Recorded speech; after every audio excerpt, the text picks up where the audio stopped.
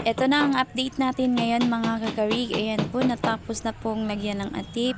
Tsaka dingding mga kakarig. So maya maya ay matapos na yan. Maglalagay sila kuya ng dingding. So dito mga kakarig, dito na lang sa last part na ito. Naglalagay sila kuya. So patapos na din. At ang sabi pa ni kuya ay bukas pwede na nilang trabahuin sa ibaba mga kakarig.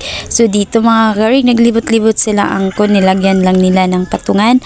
Sa wakas ay konti na lang ang kulang dito sa itaas mga karig, yung pintuan na lang at yung jealousy. Kaya laking tuwa na din namin ni Mr. na natapos na sa ibabaw. At pasimulan na din dito sa ibaba bukas ng umaga pagbalik nila kuya. Napakasaya mga karig nang makita ang bahay mo, 'di ba, na malapit nang matapos.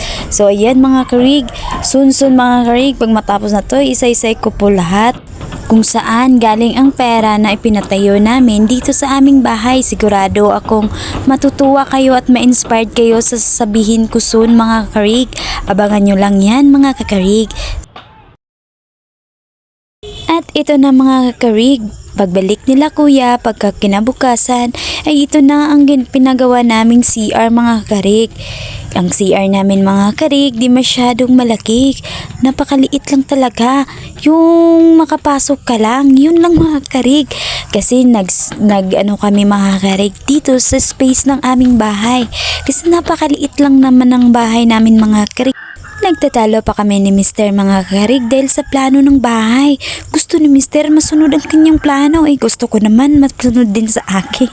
Kaya ayun, sa bandang huling mga karig, talo pa din ako mga karig.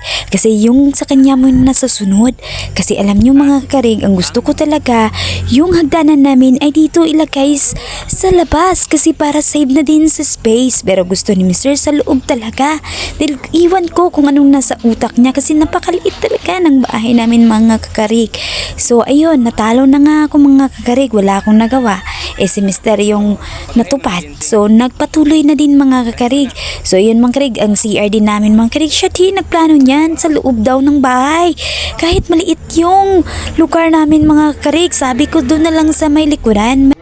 May malaki pa namang bakante doon sa may likuran namin.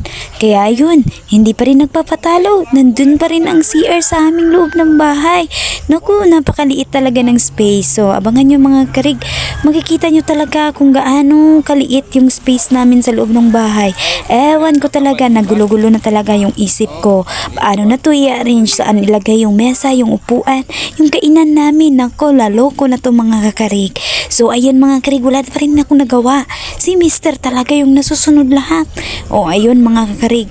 At dito mga kakarig, ito palang ginagawa ni kuya mga kakarig, sasabihin ko sa inyo. Ito pala mga kakarig ay nagpipinishing po siya rito. Siya po yung mga kakarig, nagpipinishing dito sa may babaw ng aming pintuan. Ito mga kakarig, akala ko mga kakarig, libre to ni kuya. Hay, natuwa pa naman ako mga kakarig. Sabi namin, hindi naman namin inutos sa kanya na finishingan nito mga karig, iba yung inutos namin kasi sa kanila ba't niya nilagyan dito, hindi naman namin kasalanan. Ayun, sa bandang huli pag kinabukasan mga karig, sinabi na nila mga kakarig na dagdagan daw ng 1K para daw matapos ito mga karig. Kaya ayun mga karig, hindi ko din alam yung mga pinagkasunduan nila ni Mr. So, nanganga na lang ako mga kakarig pag kinabukasan nalaman ko kay Mr. na napagkasunduan daw nila na dagdagan daw ng 1K. Nako, ako ay gulat na gulat.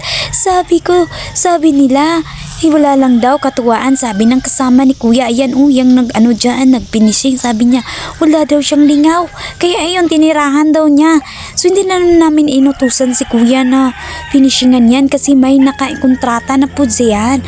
So wala na kaming nagawa mga karig, so binigyan na lang. So ayun mga karig, ito kasi si Mr. mga karig, walang plano mga kakarig kung anong desisyon. Ayun, oo nang oo yan mga kakarig. Kaya ako talaga, gusto ko talaga mga kakarig, kung anong desisyon, nandoon pa din ako mga kakarig. Dahil si Mr. talaga, wala talaga yung prino. Talagang oo nang oo talaga yan. So, ayun mga kakarig. So, ayan mga kakarig yung pangyayari, no? So, ayan mga kakarig, dito na nga tayo kay kuya. Focus na tayo. Never mind na yun mga kakarig. So dito mga karig, tignan nyo naman yung CR namin kung gaano siya kaliit. Diba, napakaliit. Isang tao lang yung makapasok. Diba, sinabi ko, Oh, tingnan niyo mga karig, oh, diba? Napakaliit lang ng CR kasi di pwedeng palakihin. Kasi may pinaplano pa yan sa bandang tagiliran mga karig. Dyan may kwarto pa daw ilalagay. Nako, siya talaga yung mga karig gustong gusto dyan. Oh, ayan mga karig yung inuupuan ko. Sabi ko dyan na yung bowl, ayun tawag, toilet, itong bowl. Basta bowl mga karig, iwan ko. Kubeta pala. So, itong kubeta mga karig na inuupuan ko, yan, napakaliit ng kubeta. Parang kubeta ng bata. Si Mr. din ang bumili niyan. Iwan ko mga karig. Hindi kasi ako pinasama. So, ayan mga karig. O, yan, tagiliran ni kuya. Diyan daw, lagyan pa daw ng kwarto. Yung tinatayuan ng kapatid ko. Lagyan daw ng kwarto. O, diba? Napakaliit na ng space. So, ayun mga karig. Hanggang dito lang ang ating update mo na mga karig.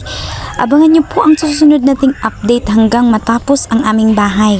So maraming salamat po sa panonood at sa walang sawang suporta. Bye!